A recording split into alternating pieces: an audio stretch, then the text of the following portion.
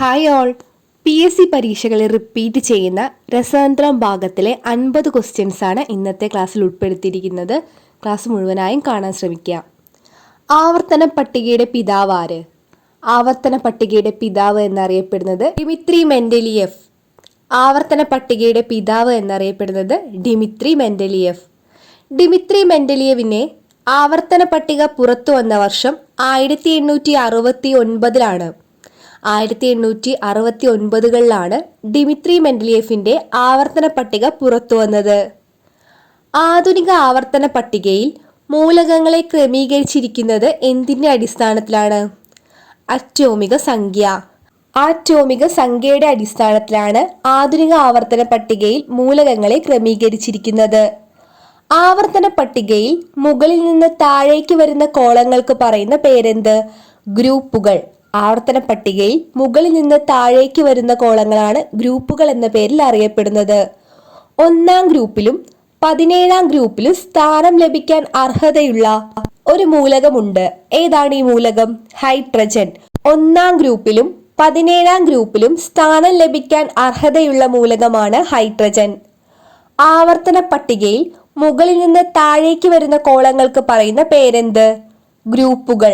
ആവർത്തന പട്ടികയിൽ മുകളിൽ നിന്ന് താഴേക്ക് വരുന്ന കോളങ്ങളാണ് ഗ്രൂപ്പുകൾ എന്നറിയപ്പെടുന്നത്. ആധുനിക ആവർത്തന പട്ടികയിൽ മൂലകങ്ങളെ ക്രമീകരിച്ചിരിക്കുന്നത് ആറ്റോമിക സംഖ്യയുടെ അടിസ്ഥാനത്തിലാണ്. ആവർത്തന പട്ടികയുടെ പിതാവ് ഡിമിത്രി മെൻഡലിയേഫ്. ആവർത്തന പട്ടിക പുറത്തു വന്ന വർഷം 1869. ക്ലാസ് കാണുന്നതിന് കൂടെ തന്നെ പഠിച്ചു പോകാനായിട്ട് ശ്രമിക്കുക. പിന്നെ അതിനുവേണ്ടി ഒരു ടൈം നമ്മൾ മാറ്റിവെക്കരുത്. ആവർത്തന പട്ടികയിൽ അലസവാതകങ്ങൾ ഏത് ഗ്രൂപ്പിൽ സ്ഥിതി ചെയ്യുന്നു? 18-ാം ഗ്രൂപ്പ്. 18-ാം ഗ്രൂപ്പിലാണ് ആവർത്തന പട്ടികയിൽ അലസവാതകങ്ങൾ സ്ഥിതി ചെയ്യുന്നത്. ഒരു പിരീഡിൽ ഇടത്തുനിന്ന് വലത്തോട്ട് പോകുന്തോറും ആറ്റത്തിന്റെ വലിപ്പത്തിന് എന്ത് സംഭവിക്കും? വലിപ്പം കുറയുന്നു. ഒരു പിരീഡിൽ ഇടത്തുനിന്ന് വലത്തോട്ട് പോകുന്തോറും ആറ്റത്തിന്റെ വലിപ്പം കുറയുകയാണ് ചെയ്യുന്നത്. ആറ്റത്തിന്റെ വലിപ്പം കൂടുന്നതിനനുസരിച്ച് ലോഹ സ്വഭാവം കൂടുന്നു. ആറ്റത്തിന്റെ വലിപ്പം കൂടുന്നതിനനുസരിച്ച് അതിന്റെ ലോഹ സ്വഭാവവും കൂടുന്നു. ആവർത്തന പട്ടികയിൽ അലസവാതകങ്ങൾ 18-ാം ഗ്രൂപ്പിൽ ഉൾപ്പെടുന്നു. ഒരു പിരീഡിൽ ഇടത്തുനിന്ന് വലത്തോട്ട് പോകുന്തോറും ആറ്റത്തിന്റെ വലിപ്പം കുറയുന്നു. ആറ്റത്തിന്റെ വലിപ്പം കൂടുന്നതിനനുസരിച്ച് ലോഹ സ്വഭാവവും കൂടുന്നു. രാസബന്ധനത്തിൽ ഏർപ്പെടുമ്പോൾ ഇലക്ട്രോണുകളെ ആകർഷിക്കാനുള്ള ആറ്റങ്ങളുടെ കഴിവിനെ വിളിക്കുന്ന പേരെന്ത്? ഇലക്ട്രോനെഗറ്റിവിറ്റി. രാസബന്ധനത്തിൽ ഏർപ്പെടുമ്പോൾ ഇലക്ട്രോണുകളെ ആകർഷിക്കാനുള്ള ആറ്റങ്ങളുടെ കഴിവിനെ വിളിക്കുന്ന പേരാണ് ഇലക്ട്രോനെഗറ്റിവിറ്റി. അണുസിദ്ധാന്തം ആവിഷ്കരിച്ച ശാസ്ത്രജ്ഞൻ ജോൺ ഡാൾട്ടൺ. അണുസിദ്ധാന്തം ആവിഷ്കരിച്ചത് ജോൺ ഡാൾട്ടൺ. 1908 രസതന്ത്ര നോബൽ ലഭിച്ച ഇദ്ദേഹമാണ് ആറ്റത്തിന്റെ ആദ്യകാല മാതൃക തയ്യാറാക്കിയവരിൽ ഒരാൾ. ആരാണ് അദ്ദേഹം?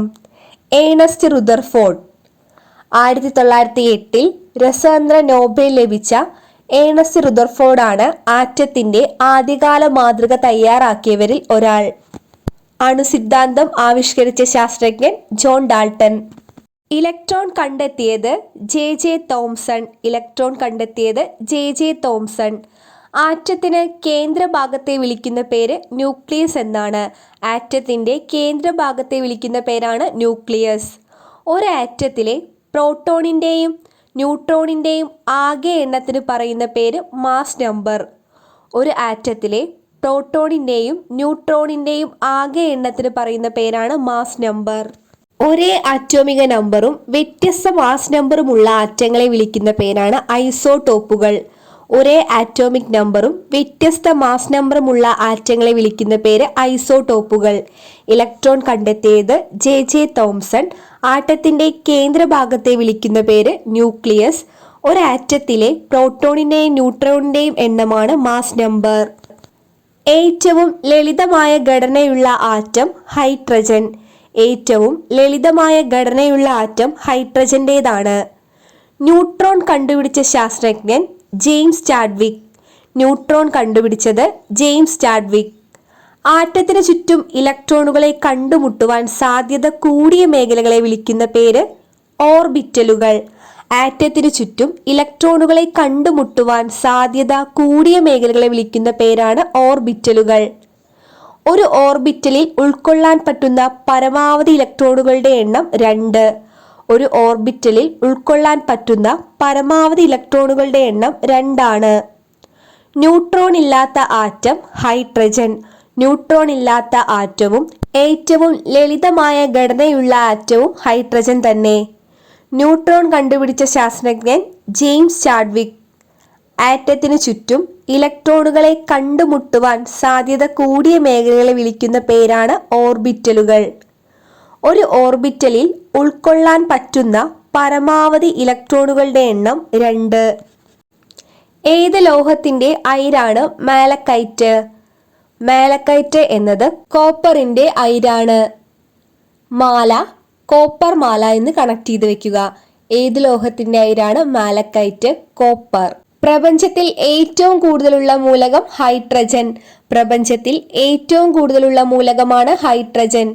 ഹൈഡ്രജന് പേര് നൽകിയ ഗവേഷകൻ ആന്റോണിയോ ലാവോസിയ. ഹൈഡ്രജന് പേര് നൽകിയ ഗവേഷകനാണ് ആന്റോണിയോ ലാവോസിയ.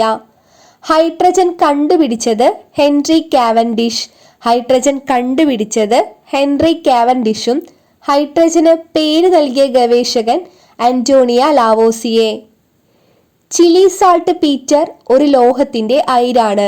ഏതാണ് ഈ ലോഹം? സോഡിയം.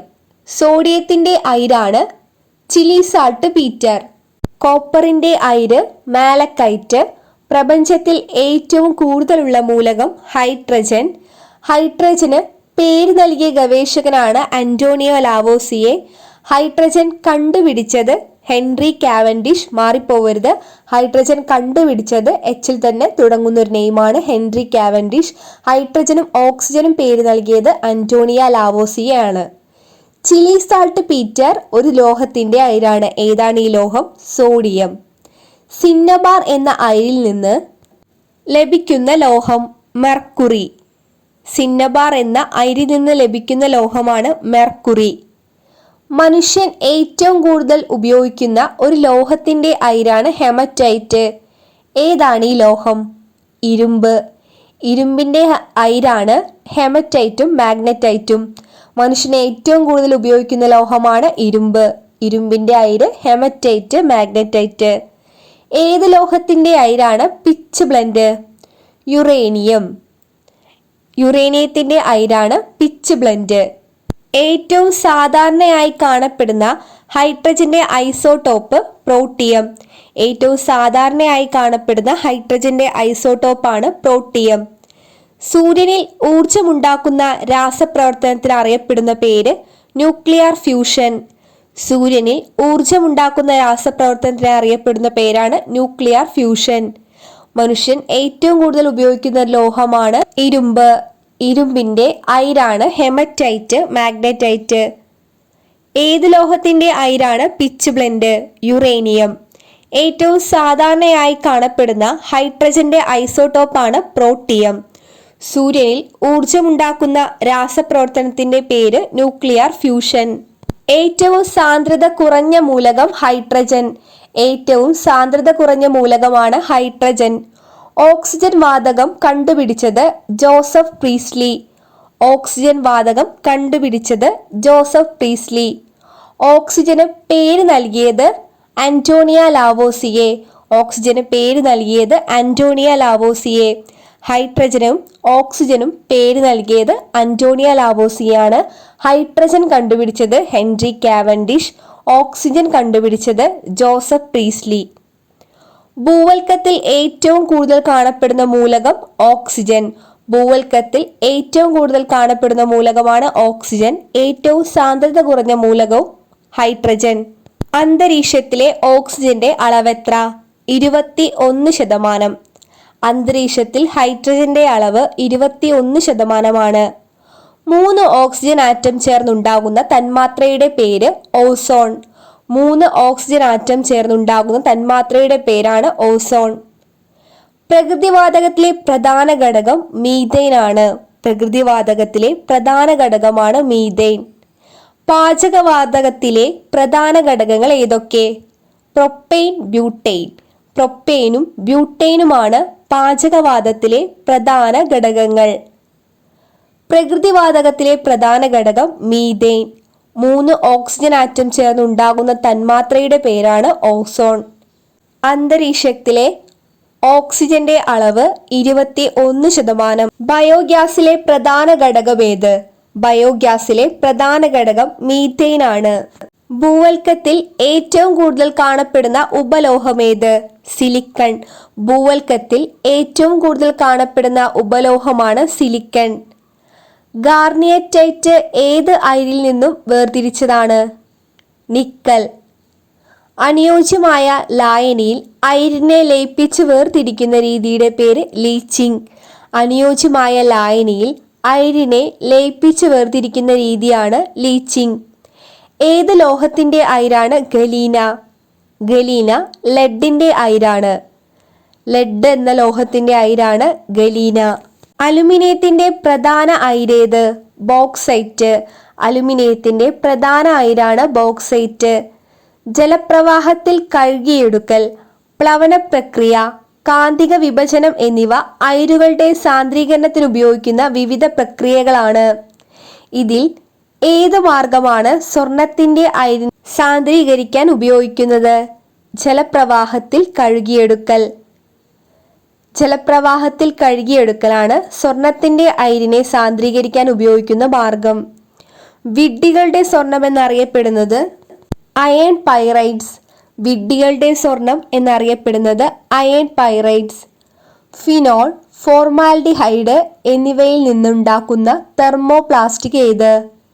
ബേക്കലൈറ്റ്. ഫിനോൾ, ഫോർമാൽഡിഹൈഡ് എന്നിവയിൽ നിന്നും ഉണ്ടാക്കുന്ന തെർമോപ്ലാസ്റ്റിക് ആണ് ബേക്കലൈറ്റ്. വാഷിംഗ് സോഡയുടെ രാസനാമം സോഡിയം കാർബണേറ്റ്. പാലിലുള്ള പഞ്ചസാരയാണ് ലാക്ടോസ്. പാലിലുള്ള പഞ്ചസാര ലാക്ടോസ്. മുട്ടത്തോടിൽ അടങ്ങിയിരിക്കുന്ന രാസവസ്തു കാൽസ്യം കാർബണേറ്റ്. മുട്ടത്തോടിൽ അടങ്ങിയിരിക്കുന്ന രാസവസ്തുവാണ് കാൽസ്യം കാർബണേറ്റ്. ഒന്നുകൂടെ റിപ്പീറ്റ് ചെയ്യാം. ഫിനോൾ, ഫോർമാൽഡിഹൈഡ് എന്നിവയിൽ നിന്നുണ്ടാക്കുന്ന തെർമോപ്ലാസ്റ്റിക് ആണ് ബേക്കലൈറ്റ്. വാഷിംഗ് സോഡയുടെ രാസനാമം സോഡിയം കാർബണേറ്റ്. പാലിലുള്ള പഞ്ചസാരയാണ് ലാക്ടോസ്. പാലിലുള്ള പഞ്ചസാര ലാക്ടോസ്. മുട്ടത്തോടിൽ അടങ്ങിയിരിക്കുന്ന രാസവസ്തു കാൽസ്യം കാർബണേറ്റ്. മുട്ടത്തോടിൽ അടങ്ങിയിരിക്കുന്ന രാസവസ്തുവാണ് കാൽസ്യം കാർബണേറ്റ്. പ്രീവിയസ് ആയിട്ട് ചോദിച്ച 50 ക്വസ്റ്റ്യൻസും കംപ്ലീറ്റ് ആയിരിക്കുകയാണ്. കുറച്ചുകൂടെ ക്വസ്റ്റ്യൻസ് പഠിക്കാം. ഭോപ്പാൽ ദുരന്തത്തിന് കാരണമായ രാസവസ്തു ഏത്? Methyl isocyanate. ഭോപ്പാൽ ദുരന്തത്തിന് കാരണമായ രാസവസ്തുവാണ് മീഥൈൽ ഐസോസയനേറ്റ്. സിന്ദൂരമായി ഉപയോഗിക്കുന്ന രാസപദാർത്ഥം ട്രൈലെഡ് ടെട്രോക്സൈഡ്. ട്രൈലെഡ് ടെട്രോക്സൈഡ് ആണ് സിന്ദൂരമായി ഉപയോഗിക്കുന്ന രാസപദാർത്ഥം. ലോഹങ്ങളെക്കുറിച്ച് പഠിക്കുന്ന ശാസ്ത്രശാഖ മെറ്റലർജി. ലോഹങ്ങളെക്കുറിച്ച് പഠിക്കുന്ന ശാസ്ത്രശാഖയാണ് മെറ്റലർജി. പാറ്റഗുളിക എന്നറിയപ്പെടുന്ന രാസവസ്തു നാഫ്തലീൻ. പാറ്റഗുളിക എന്നറിയപ്പെടുന്ന രാസവസ്തുവാണ് നാഫ്തലീൻ. ഓക്സിജൻ ഇല്ലാത്ത ആസിഡ് ഹൈഡ്രോക്ലോറിക് ആസിഡ്. ഓക്സിജൻ ഇല്ലാത്ത ആസിഡാണ് ഹൈഡ്രോക്ലോറിക് ആസിഡ്. സമുദ്രജലത്തിന്റെ സാന്നിധ്യത്തിൽ പോലും നാശത്തിന് വിധേയമാകാത്ത ലോഹസങ്കരം മഗ്നേലിയം. സമുദ്രജലത്തിന്റെ സാന്നിധ്യത്തിൽ പോലും നാശത്തിന് വിധേയമാകാത്ത ലോഹസങ്കരമാണ് മഗ്നേലിയം. ജ്വലനത്തെ നിയന്ത്രിക്കുന്ന വാതകം നൈട്രജൻ. ജ്വലനത്തെ നിയന്ത്രിക്കുന്ന വാതകമാണ് നൈട്രജൻ. ജ്വലിക്കാൻ സഹായിക്കുന്ന വാതകം ഓക്സിജൻ. ജ്വലിക്കാൻ സഹായിക്കുന്ന വാതകം ഓക്സിജൻ. സ്വയം ജ്വലിക്കുന്ന വാതകം ഹൈഡ്രജൻ. സ്വയം ജ്വലിക്കുന്ന വാതകമാണ് ഹൈഡ്രജൻ. ജ്വലനത്തെ കെടുത്തുന്ന വാതകം കാർബൺ ഡയോക്സൈഡ്. മാർബിൾ രാസപരമായി എന്താണ്? Calcium carbonate. മാർബിൾ രാസപരമായി കാൽസ്യം കാർബണേറ്റ് ആണ്. മൊബൈൽ ഫോണുകളിൽ ഉപയോഗിക്കുന്ന വൈദ്യുത cell lithium ion cell. Mobile ഫോണുകളിൽ ഉപയോഗിക്കുന്ന വൈദ്യുത സെല്ലാണ് ലിഥിയം അയോൺ സെൽ. അഗ്നിശമനങ്ങളിൽ ഉപയോഗിക്കുന്ന സംയുക്തമാണ് ബേക്കിംഗ് സോഡ. അഗ്നിശമനങ്ങളിൽ ഉപയോഗിക്കുന്ന സംയുക്തമാണ് ബേക്കിംഗ് സോഡ. അമോണിയ നിർമ്മാണവുമായി ബന്ധപ്പെട്ട് പ്രക്രിയയ്ക്ക് പറയുന്ന പേരാണ് ഹേബർ പ്രക്രിയ. അമോണിയ നിർമ്മാണവുമായി ബന്ധപ്പെട്ട പ്രക്രിയയാണ് ഹേബർ പ്രക്രിയ. ഒരു മൂലകത്തെ മറ്റൊരു മൂലകമാക്കി മാറ്റുന്ന പ്രക്രിയയ്ക്ക് പറയുന്ന പേരാണ് ട്രാൻസ്മ്യൂട്ടേഷൻ. ഒരു മൂലകത്തെ മറ്റൊരു മൂലകമാക്കി മാറ്റുന്ന പ്രക്രിയയ്ക്ക് പറയുന്ന പേരാണ് ട്രാൻസ്മ്യൂട്ടേഷൻ. മൃതദേഹം കേടുകൂടാതെ സൂക്ഷിക്കാൻ ഉപയോഗിക്കുന്ന രാസവസ്തുവാണ് ഫോർമാൽഡിഹൈഡ്. മൃതദേഹം കേടുകൂടാതെ സൂക്ഷിക്കാൻ ഉപയോഗിക്കുന്ന രാസവസ്തു ഫോർമാൽഡിഹൈഡ്. സിഗരറ്റ് ലൈറ്റുകളിൽ ഉപയോഗിക്കുന്ന രാസവസ്തുവാണ് ബ്യൂട്ടെയിൻ. സിഗരറ്റ് ലൈറ്റുകളിൽ ഉപയോഗിക്കുന്ന രാസവസ്തു ബ്യൂട്ടെയിൻ. സ്വർണം ലയിക്കുന്ന ലായനി ഏത്? അക്വാറീജിയ. സ്വർണം ലയിക്കുന്ന ലായനിയാണ് അക്വാറീജിയ. ഹൈഡ്രോക്ലോറിക് ആസിഡിന്റെയും നൈട്രിക് ആസിഡിന്റെയും മിശ്രിതമാണ് അക്വാറീജിയ. ഹൈഡ്രോക്ലോറിക് ആസിഡിന്റെയും നൈട്രിക് ആസിഡിന്റെയും മിശ്രിതമാണ് അക്വാറീജിയ. അതിചാലകത കണ്ടുപിടിച്ചത് കാമർലിംഗ് ഔൺസ്. അതിചാലകത കണ്ടുപിടിച്ചത് കാമർലിംഗ് ഔൺസ് ആണ്. ചാണകത്തിൽ നിന്നും ലഭിക്കുന്ന വാതകമാണ് മീഥെയ്ൻ. ചാണകത്തിൽ നിന്നും ലഭിക്കുന്ന വാതകം മീഥെയ്ൻ. അന്തരീക്ഷത്തിൽ കാണുന്ന അലസവാതകമാണ് ആർഗൺ. അന്തരീക്ഷത്തിൽ കാണുന്ന അലസവാതകം ആർഗൺ. ചന്ദ്രനിൽ പാറകളിൽ കാണപ്പെടുന്ന ലോഹമാണ് ടൈറ്റാനിയം. ചന്ദ്രനിൽ പാറകളിൽ കാണപ്പെടുന്ന ലോഹം ടൈറ്റാനിയം. ഏറ്റവും വെളുപ്പ് നിറമുള്ള പദാർത്ഥമാണ് ടൈറ്റാനിയം. ചന്ദ്രനിൽ പാറകളിൽ കാണപ്പെടുന്ന ലോഹവും ഏറ്റവും വെളുപ്പ് നിറമുള്ള പദാർത്ഥവും ടൈറ്റാനിയമാണ്. അന്നജ പരിശോധനയ്ക്ക് ഉപയോഗിക്കുന്ന ലായനിയാണ് അയഡിൻ ലായനി. അന്നജ പരിശോധനയ്ക്ക് ഉപയോഗിക്കുന്ന ലായനി അയഡിൻ ലായനി. ആവർത്തന പട്ടികയിൽ പുതുതായി ചേർത്ത മൂലകങ്ങൾ ഏതെല്ലാം? Nihonium, moscovium, ടെന്നിസിൻ, ഒഗാനസൻ. നിഹോണിയത്തിന്റെ ആറ്റോമിക സംഖ്യ 113. നിഹോണിയം 113. മോസ്കോവിയം അറ്റോമിക് സംഖ്യ 115. Moscovium 115. Tennessine atomic number 117. Tennessine atomic സംഖ്യ 117. ഒഗാനസൻ അറ്റോമിക് സംഖ്യ 118. ഒഗാനസൻ അറ്റോമിക് സംഖ്യ 118. ആദ്യമായി ഒരു ഏഷ്യൻ രാജ്യം പേര് നൽകിയ മൂലകമാണ് നിഹോണിയം. ജപ്പാനാണ് നിഹോണിയത്തിന് പേര് നൽകിയത്. ആദ്യമായി ഒരു ഏഷ്യൻ രാജ്യം പേര് നൽകിയ മൂലകമാണ് നിഹോണിയം. ഈ പറഞ്ഞ ക്വസ്റ്റ്യൻസ് ഒക്കെ ഒന്നുകൂടെ റിപ്പീറ്റ് ചെയ്യാം. നിങ്ങൾക്ക് സ്വയം ആൻസർ കണ്ടെത്താൻ പറ്റുന്നുണ്ടോ എന്ന് ചെക്ക് ചെയ്യുക. ഭോപ്പാൽ ദുരന്തത്തിന് കാരണമായ രാസവസ്തു മീഥൈൽ ഐസോസൈനേറ്റ്. സിന്ദൂരമായി ഉപയോഗിക്കുന്ന രാസപദാർത്ഥമാണ് ട്രൈലെഡ് ടെട്രോക്സൈഡ്.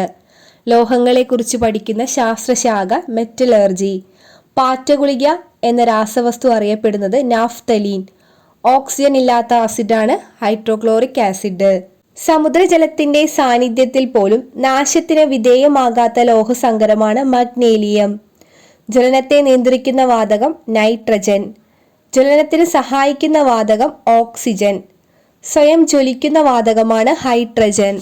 ജ്വലനത്തെ കെടുത്തുന്ന വാതകം കാർബൺ ഡയോക്സൈഡ്. മാർബിൾ രാസപരമായി കാൽസ്യം കാർബണേറ്റ് ആണ്. മൊബൈൽ ഫോണുകളിൽ ഉപയോഗിക്കുന്ന വൈദ്യുത സെല്ലാണ് ലിഥിയം അയോൺ സെല്ല്. അഗ്നിശമനങ്ങളിൽ ഉപയോഗിക്കുന്ന സംയുക്തം ബേക്കിംഗ് സോഡ. അമോണിയ നിർമ്മാണവുമായി ബന്ധപ്പെട്ട പ്രക്രിയയാണ് ഹേബർ പ്രക്രിയ. ഒരു മൂലകത്തെ മറ്റൊരു മൂലകമാക്കി മാറ്റുന്ന പ്രക്രിയ ട്രാൻസ്മ്യൂട്ടേഷൻ. മൃതദേഹം കേടുകൂടാതെ സൂക്ഷിക്കാൻ ഉപയോഗിക്കുന്ന രാസവസ്തുവാണ് ഫോർമാൽഡിഹൈഡ്. സിഗരറ്റ് ലൈറ്റുകളിൽ ഉപയോഗിക്കുന്ന രാസവസ്തു ബ്യൂട്ടെയിൻ. സ്വർണം ലയിക്കുന്ന ലായനിയാണ് അക്വാറീജിയ. ഹൈഡ്രോക്ലോറിക് ആസിഡും നൈട്രിക് ആസിഡും കൂടിച്ചേർന്ന മിശ്രിതമാണ് അക്വാറീജിയ. അതിചാലകത കണ്ടുപിടിച്ചത് കാമർലിംഗ് ഓൺസ്. അതിചാലകത കണ്ടുപിടിച്ചത് കാമർലിംഗ് ഓൺസ്. ചാണകത്തിൽ നിന്നും ലഭിക്കുന്ന വാതകം മീഥെയ്ൻ. അന്തരീക്ഷത്തിൽ കാണുന്ന അലസവാതകമാണ് ആർഗൺ. ചന്ദ്രനിൽ പാറകളിൽ കാണപ്പെടുന്ന ലോഹം ടൈറ്റാനിയം. ഏറ്റവും വെളുപ്പുനിറമുള്ള പദാർത്ഥം ടൈറ്റാനിയം. അന്നജ പരിശോധനയ്ക്ക് ഉപയോഗിക്കുന്ന ലായനിയാണ് അയഡിൻ ലായനി. അന്നജ പരിശോധനയ്ക്ക് ഉപയോഗിക്കുന്ന ലായനി അയഡിൻ ലായനി. ആദ്യമായി ഒരു ഏഷ്യൻ രാജ്യം പേര് നൽകിയ മൂലകമാണ് നിഹോണിയം. ആവർത്തന പട്ടികയിൽ പുതുതായി ചേർക്കപ്പെട്ട മൂലകങ്ങളാണ് nihonium atomic number 113, moscovium atomic number 115, tennessine atomic number 117, oganesson atomic number 118.